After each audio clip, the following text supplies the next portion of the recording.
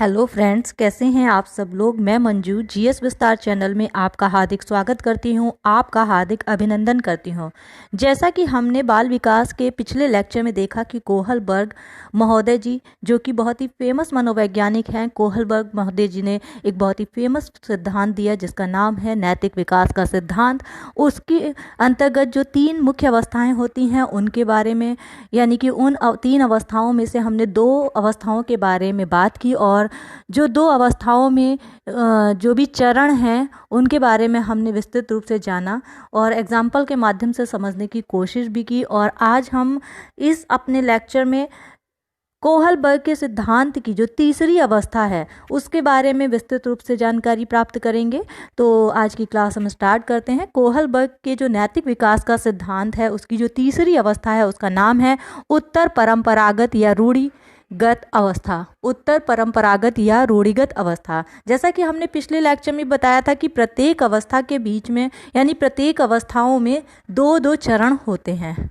कितने चरण होते हैं? यानी कि पहली अवस्था आपने देखी, पहली अवस्था में 2 चरण देखे। दूसरी अवस्था देखी, दूसरी अवस्था में आपने 2 चरण, चरण 1 और चरण 2, इसमें भी चरण 1 चरण 2। और तीसरी अवस्था में भी 2 चरण होते हैं, पहला चरण और दूसरा चरण। तो हम पहले देखते हैं कि उत्तर परंपरागत या रूढ़िगत अवस्था क्या होती है। जैसा कि नाम से ही पता चल रहा है, परंपराएं, जो हमारे समाज में विख्यात परंपराएं हैं, जो भी रूढ़िवादिताएं हैं, उससे ऊपर उठकर जिस प्रकार का नैतिक व्यवहार बच्चा करता है उसे ही हम क्या कहते हैं, वो किस अवस्था के अंतर्गत आता है? वो परंपरागत या रूढ़िगत अवस्था के अंतर्गत आता है। इसकी जो उम्र है वो 13 वर्ष के बाद की अवस्था होती है। ये 13 वर्ष के बाद की अवस्था होती है, वर्ष के बाद की अवस्था होती है। ध्यान दीजिएगा, नैतिकता की उच्च अवस्था होती है, यानी कि ये नैतिकता की उच्च अवस्था कहलाती है, उच्च अवस्था कहलाती है। अगर पूछा जाए कि नैतिकता की उच्च अवस्था कौन सी होती है, तो तीसरी अवस्था जो होती है वो नैतिकता की उच्च अवस्था कहलाती है। नेक्स्ट पॉइंट देखना है, ध्यान रखना है, नैतिक आचरण पूर्णतः आंतरिक नियंत्रण में होता है। जो भी बच्चा नैतिक आचरण करता है, नैतिक आचरण वो पूर्णतः अपने कंट्रोल में होता है। आचरण पूर्णतः आंतरिक नियंत्रण में होता है, आंतरिक नियंत्रण में, आंतरिक नियंत्रण में होता है, नियंत्रण में होता है। ये उच्च अवस्था होती है। तीसरी अवस्था उच्च अवस्था कहलाती है, 13 वर्ष के बाद की अवस्था होती है। नैतिक आचरण पूर्णतः आंतरिक नियंत्रण में होता है, यानी कि कोई भी नैतिक व्यवहार करते हैं उस पर हमारा कंट्रोल होता है, उसमें हमारी समझ होती है।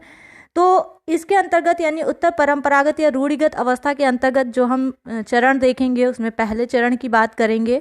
और पहला चरण जो है उसका नाम है सामाजिक अनुबंधन उन्मुखता, यानी पहला चरण है सामाजिक अनुबंधन उन्मुक्ता। उन्मुक्ता ये क्या है? ध्यान दीजिएगा, इस अवस्था में बच्चे या किशोर उन वैयक्तिक आधार तथा नियमों का आदर करते हैं जो प्रजातांत्रिक रूप से मान्य होता है। यानी कि जो किशोर हैं, जो भी बच्चे हैं, जो भी किशोर हैं, जो बच्चे हैं, वो वैयक्तिक आधार पर, यानी कि उन नियमों का आदर करते हैं या पालन करते हैं, आदर करते हैं या पालन करते हैं जो प्रजातांत्रिक रूप से, जो प्रजातांत्रिक रूप से, तांत्रिक रूप से मान्य होते हैं, मान्य होते हैं। यानी कि उन्हें लगता है कि जो भी नियम बनाए गए हैं हमारे बड़ों के द्वारा, वे नियम जो बड़ों के द्वारा स्वीकार किए गए हैं, वे नियम क्या हैं?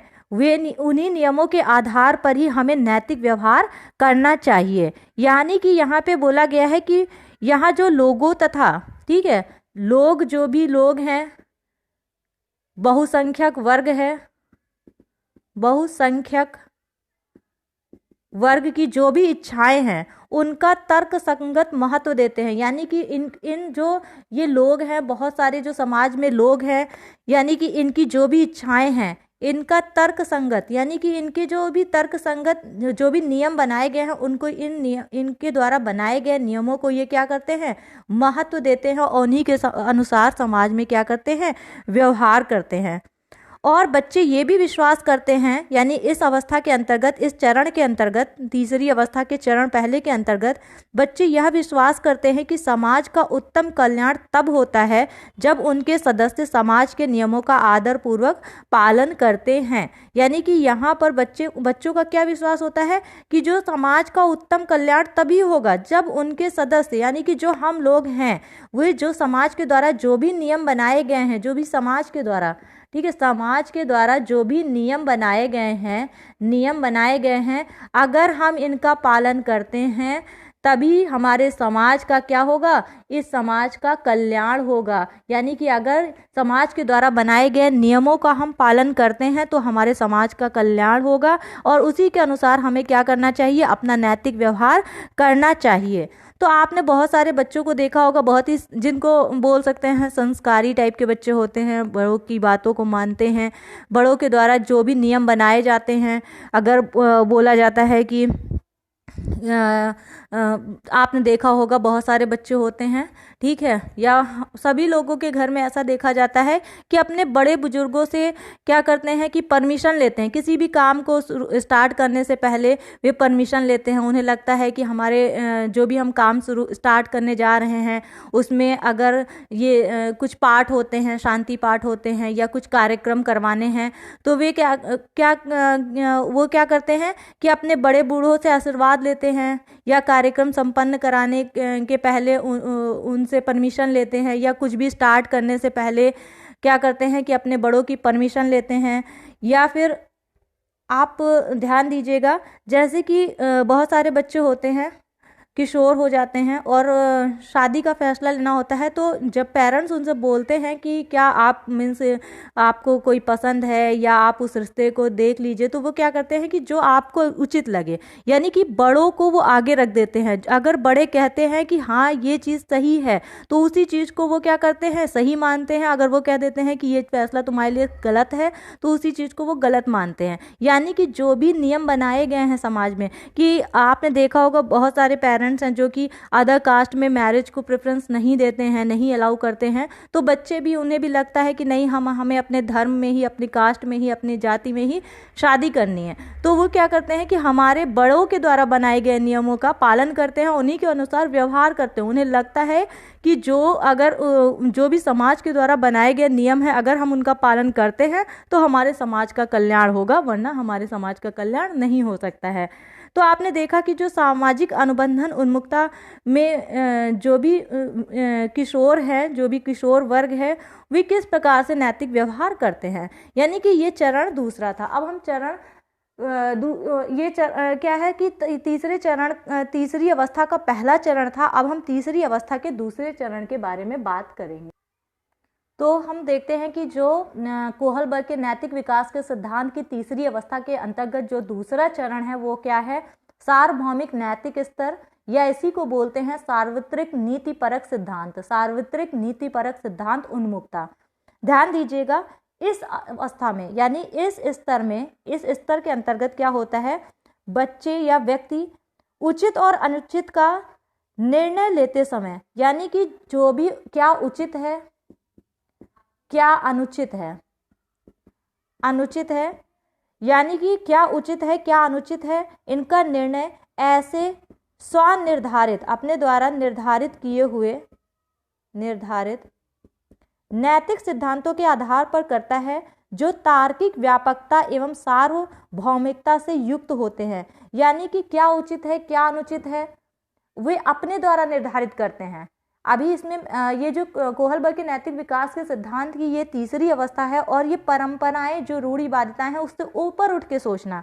तो यहाँ पे बच्चा क्या करता है, जो क्या उचित है, क्या अनुचित है, ये अपने द्वारा बनाए गए नियमों का पालन करता है। यानी कि वो इन जो भी नियम है वो अपने अनुसार सोचता है, नियम, और उनकी तर्क संगत व्याख्या करता है। यानी कि तर्क द्वारा उसे प्रूफ भी कर सकता है, वो उसका पूरी तरीके से तर्क वितर्क करने की क्षमता होती है उसके पास में। और इस अवस्था के अंतर्गत क्या होता है किशोर जो होते हैं वो दूसरों के विचारों तथा नैतिक प्रतिबंधों से स्वतंत्र होकर, यानी कि किसी की जोर जबरदस्ती नहीं होती है, वो स्वतंत्र रूप से क्या करते हैं, अपने आंतरिक मानकों के अनुसार में, स्वतंत्र होकर अपने आंतरिक मानकों के अनुसार में व्यवहार करता है। यानी कि वो स्वतंत्र रूप से जो भी उसके आंतरिक मानक हैं उन्हीं के अनुसार ये क्या करता है, व्यवहार करता है। यानी कि स्वतंत्र रूप से सोचता है क्या समाज के लिए सही है, क्या हमारे लिए सही है। जो भी नियम बनाए गए हैं वे अगर सही नहीं है तो उनका अपोज करता है, जो नियम बनाए गए हैं उनका समर्थन करता है। लेकिन यहाँ पे क्या होता है, ये जो बच्चा है यहाँ पे कोहलबर्ग के नैतिक विकास के सिद्धांत की जो तीसरी अवस्था है उसके दूसरे चरण के अंतर्गत जो बच्चा है वो स्वतंत्र रूप से सोचना शुरू करता है। यानी कि जो भी नियम बनाए गए हैं अगर वो नियम सत्य नहीं है तो उसको क्या करता है, उसका अपोज भी करता है इस नियम के अंतर्गत। और वो क्या करता है, अपनी बात को रखता है, अपनी बात को तर्क वितर्क के साथ में रखता है, तर्क वितर्क के साथ में प्रस्तुत करता है। जैसे कि अभी आपने नैतिक विकास के तीसरी अवस्था के पहले चरण के अंतर्गत देखा कि बच्चा अगर घर वालों ने बोल दिया कि आपको जहां उन्होंने पसंद किया है वहां अगर शादी करनी है, और ये बोल दिया कि हमें अपने पहली चरण के अंतर्गत अगर पेरेंट्स बोलते हैं कि हमें अपने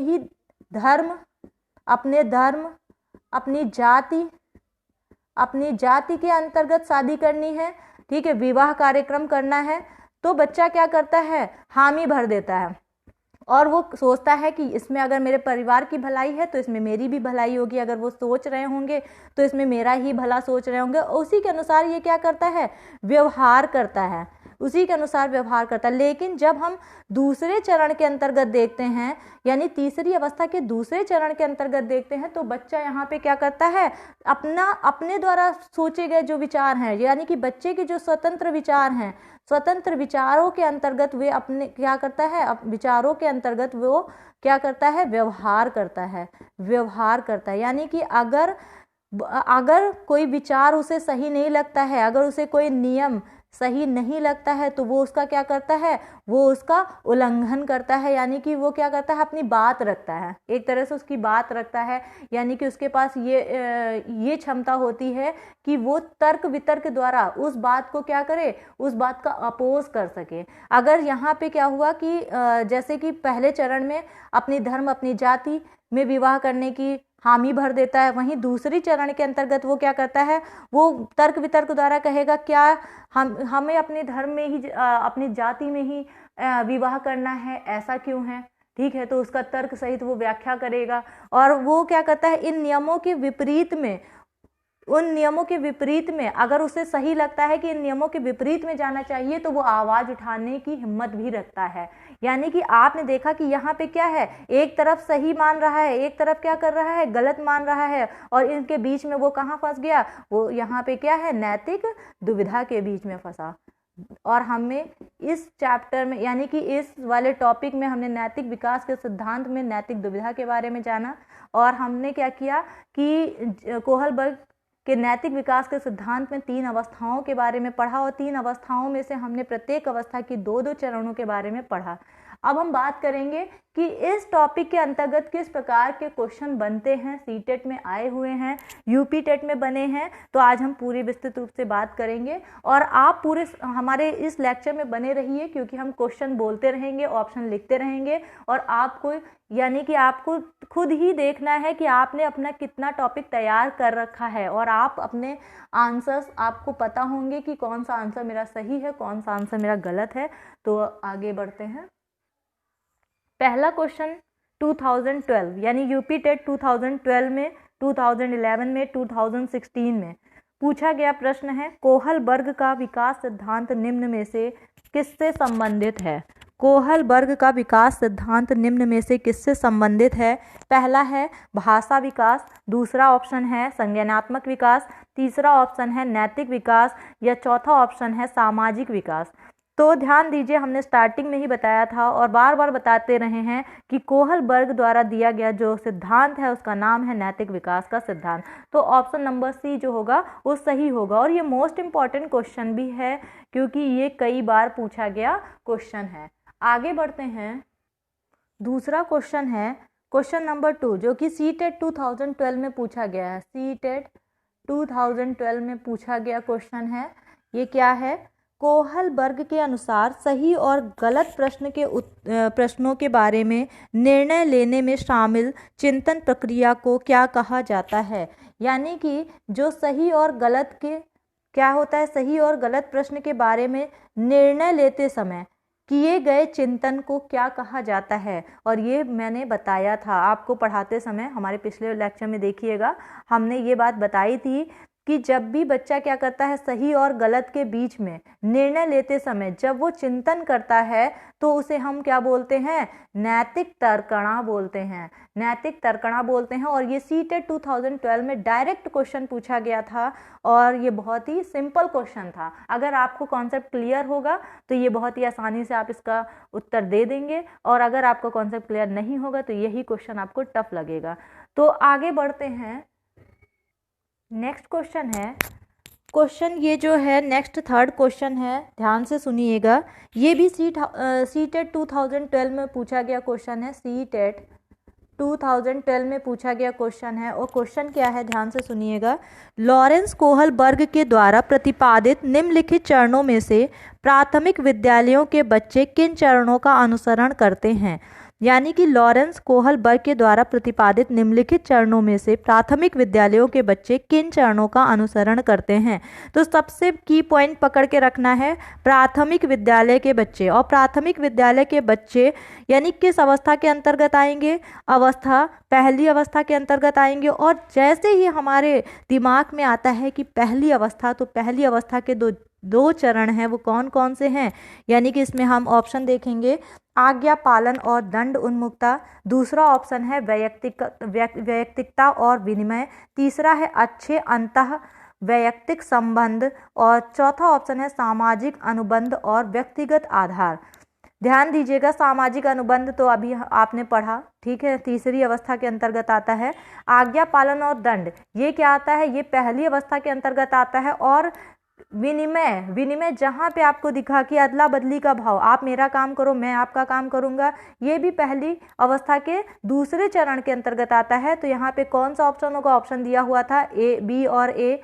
बी ऑप्शन दिया हुआ था बी और डी। सी ऑप्शन दिया था ए और डी। डी ऑप्शन दिया था ए और सी। तो यानी पहला और दूसरा, ए और बी। तो ए और बी ऑप्शन नंबर ए में है। और ये पूछा गया था सीटेट 2012 में। तो ये बहुत ही इंपॉर्टेंट क्वेश्चन है और बहुत ही सिंपल क्वेश्चन था। तो ध्यान दीजिएगा, आगे बढ़ते हैं। ध्यान दीजिएगा, ये क्वेश्चन जो है ये क्या है, इस क्वेश्चन को बहुत ही ध्यानपूर्वक सुनिएगा। 2014 में पूछा गया, सीटेट 2014 में पूछा गया क्वेश्चन है। और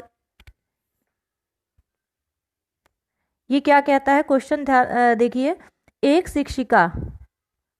शिक्षिका अपनी कक्षा से कहती है, यानी अपनी कक्षा में बोलती है बच्चों से, सभी प्रकार के प्रदत्त कार्यों का निर्माण इस प्रकार किया गया है कि प्रत्येक विद्यार्थी अधिक प्रभावशाली ढंग से सीख सके। अतः सभी विद्यार्थी बिना किसी अन्य की सहायता से अपना कार्य पूर्ण करें।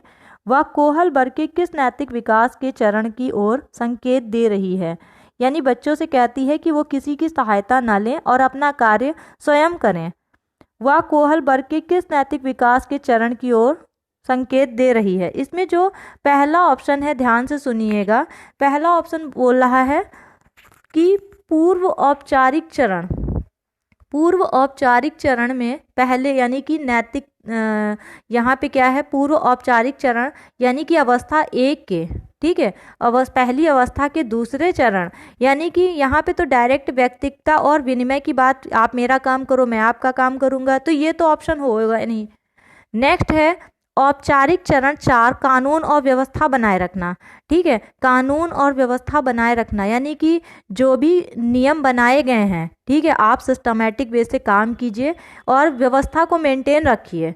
ठीक है, ये कौन सा है, यानी कि ये दूसरी अवस्था। और चौथे चरण की बात हो रही है। और तीसरा चरण जो होता है वो अच्छा अपने आप की प्रशंसा पाने की कोशिश करता है बच्चा कि जो भी काम करना है वो सबसे अच्छा काम करना है। तो यहाँ पे ऐसा तो कुछ कहा नहीं गया है। चलिए हम नेक्स्ट आगे ऑप्शन की तरफ बढ़ते हैं। पर औपचारिक चरण यानी कि पांचवा चरण, यहाँ पे तो सामाजिक अनुबंधन की बात कही गई है, इससे कोई मतलब नहीं है।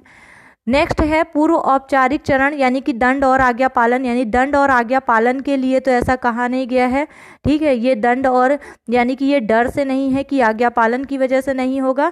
तो इसमें जो ऑप्शन नंबर दूसरा होगा, औपचारिक चरण चौथा, औपचारिक चरण यानी कि औपचारिक चरण जो चौथा चरण है वो जो कानून और व्यवस्था, ये बिल्कुल सही आंसर होगा। तो ये देखिए किस टाइप के क्वेश्चन पूछे गए हैं। देखने में बहुत ही टफ लग रहा है, लेकिन अगर आपके कॉन्सेप्ट क्लियर होंगे तो आप एक एक आंसर को क्या करेंगे, क्रॉस करते हुए चले जाएंगे और जो आपको खुद ही दिख जाएगा कि जो सही आंसर है। अगर आपको नहीं भी पता है तब भी आप क्या करेंगे, यानी कि आप क्रॉस करते हुए चले जाएंगे कि ये हो नहीं सकता, ये हो नहीं सकता, ये भी नहीं हो सकता। तो कौन सा, ऑप्शन नंबर बी बिल्कुल करेक्ट होगा। यानी सीटेट 2014 में पूछा गया मोस्ट इंपॉर्टेंट क्वेश्चन है। ठीक है, आगे बढ़ते हैं, ध्यान दीजिएगा। ये क्वेश्चन जो है जो अब हम पूछने जा रहे हैं ये सीटेट 2015 में आया हुआ क्वेश्चन है। क्वेश्चन ध्यान से सुनिएगा। लॉरेंस कोहलबर्ग के सिद्धांत में कौन सा स्तर नैतिकता की अनुपस्थिति को सही अर्थ में सूचित करता है? किसमें, यानी हमने बताया था कि नैतिकता का अभाव पाया जाता है, वो कौन सी अवस्था होती है? तो नैतिकता की जो जिसमें नैतिकता का अभाव पाया जाता है वो याद कीजिए अवस्था जो होती है वो प्रथम अवस्था होती है। इसमें डायरेक्ट पूछा गया क्वेश्चन है। तो यानी कि पहला स्तर जो होता है इसमें नैतिकता का अभाव पाया जाता है। बच्चे डर से काम करते हैं, या बच्चे क्या चाहते हैं, बच्चे चाहते हैं कि क्या करना चाहते हैं, बच्चे चाहते हैं कि उन्हें कोई भी सामान जैसे है कि कोई भी सामान या कोई भी कार्य कर रहे हैं तो बच्चे चाहेंगे कि उसके बदले में हमें कुछ मिले, यानी कि कुछ प्राइस टाइप का भी हो सकता है। ठीक है, या बच्चे चाहते हैं कि आप मेरा काम करो मैं आपका काम कर दूंगा। मम्मी क्या करती हैं, बच्चों को सामान लेने के लिए भेजती है तो बच्चे कहते हैं कि मुझे टॉफ़ी चाहिए या चॉकलेट चाहिए तभी मैं वो काम करूंगा। तो इस टाइप से मैं अदला बदली का भाव जहाँ प्रकट होता है वहाँ यानी कि नैतिकता का अभाव है, बच्चे के अंदर नैतिकता है ही नहीं। ठीक है, ये सब बच्चे को बाहर से सिखाई जाती है, या तो घर वालों के माध्यम से सिखाई जाती है या स्कूल में टीचर के माध्यम से सिखाई जाती है। तो आपने इस चीज़ को देखा भी होगा, फील भी किया होगा, और आप अगर इस टॉपिक को ध्यान से पढ़ेंगे तो डायरेक्ट आप आंसर लेके जाएंगे। तो यहाँ पे देखा कि ये इम्पॉर्टेंट क्वेश्चन है, सीटेट 2015 में पूछा गया क्वेश्चन है और बहुत ही सिंपल क्वेश्चन था। नेक्स्ट आगे बढ़ेंगे, ध्यान दीजिएगा इस क्वेश्चन पे। ये सीटेट 2015 में पूछा गया क्वेश्चन है। क्वेश्चन क्या है, एक बच्चा तर्क प्रस्तुत करता है, आप यह मेरे लिए करें और मैं आपके लिए करूँगा। यह बच्चा कोहलबर्ग की नैतिक तर्कना की किस अवस्था के अंतर्गत आएगा? यानी कि आप मेरा काम करो मैं आपका काम करूंगा, वही चीज़ बार बार रिपीट की जा रही है। तो यहाँ पे देखिए ऑप्शन पे ध्यान दीजिएगा, सामाजिक अनुबंधन, यानी सामाजिक अनुबंधन तो इसमें तो या विनिमय वाला कोई माध्यम ही नहीं है तो इसको क्रॉस कर दीजिए। सहायक उद्देश्य, ठीक है, सहायक उद्देश्य यानी कि आप मेरी सहायता करो मैं आपकी सहायता करूंगा, यहाँ पे कोई ना कोई उद्देश्य है। ठीक है, तो यानी ये ऑप्शन सही हो जाएगा। दंड और आज्ञा पालन, यानी कि यहाँ पे डर और अदला बदली का भाव नहीं है। अच्छा लड़का लड़की, इसमें भी अदला बदली का भाव नहीं है, प्रशंसा पाने की कोई यहाँ बात नहीं हो रही है।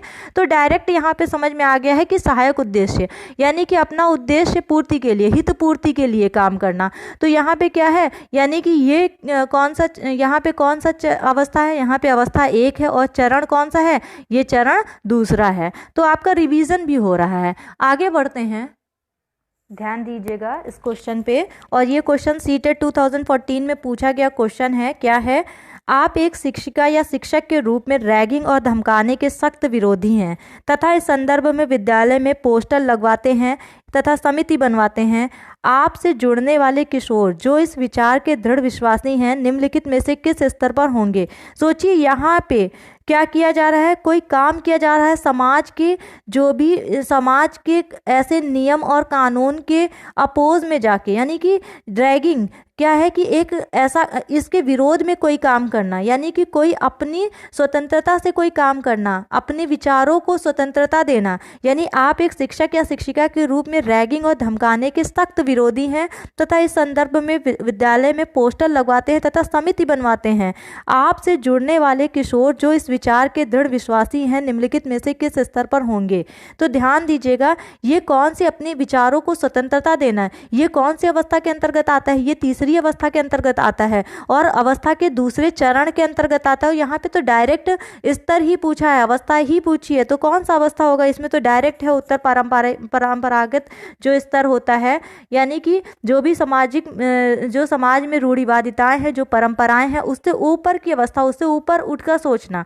तो यहाँ पे क्या है, ये भी यानी इस अवस्था के अंतर्गत ध्यान दीजिएगा। जैसे कि चरण दूसरा है तो इसके अंतर्गत ये भी हो सकता है, जैसे कि लोग क्या करते हैं कि समितियां बनाते हैं, ठीक है, समितियां बनाते हैं और क्या करते हैं, ग्रुप्स बना देते हैं और आंदोलन वगैरह भी खड़ा कर देते हैं, आंदोलन करना, ठीक है, किसी चीज के अपोज में जाके। तो ये सब जिसके अंतर्गत आता है, ये तीसरी अवस्था के दूसरे चरण के अंतर्गत आता है, यानी कि अपने विचारों को स्वतंत्रता देना, ठीक है। जैसे कि बहुत सारे महापुरुष हुए, जैसे कि आप एग्जाम्पल के तौर पे महात्मा गांधी जी, ठीक है, ये ऐसे नेताओं के नाम, आप राजनेताओं के नाम याद कर सकते हैं जिन्होंने अपने विचारों को स्वतंत्रता दी, अपने, यानी कि इन्होंने देखा, आपने खुद ही देखा होगा या सुना होगा या पढ़ा होगा कि कई आंदोलन किए, ठीक है। ये इस टाइप के जो भी विचार हैं, इस टाइप के लोगों की जो भी नैतिकता दिखाई जाती है, यानी कि ये किसके अंतर्गत आता है, ये अवस्था तीसरी होती है और चरण दूसरा होता है। तो यहाँ पे आपने देखा कि इस टाइप के पूछे गए, यानी कि सीटेट 2014 में पूछा गया, देखिए क्वेश्चन था और बहुत ही सिंपल क्वेश्चन होते हैं, इसी टाइप के क्वेश्चन अक्सर बनते हैं और मैं हमेशा ऐसी ही प्रैक्टिस कराती रहूँगी। तो आज की क्लास हमारी यहीं समाप्त होती है। Thank you class. और अगर आपको मेरा लेक्चर पसंद आया हो तो प्लीज़ इसे लाइक कीजिए, ज़्यादा से ज़्यादा शेयर कर दीजिए और अगर आपने मेरा चैनल सब्सक्राइब नहीं किया है तो प्लीज़ सब्सक्राइब कर दीजिए, बेल आइकन की बेल को प्रेस कर दीजिए ताकि आगे आने वाले सभी वीडियोस आपको टाइम पे मिलते रहें। Thank you.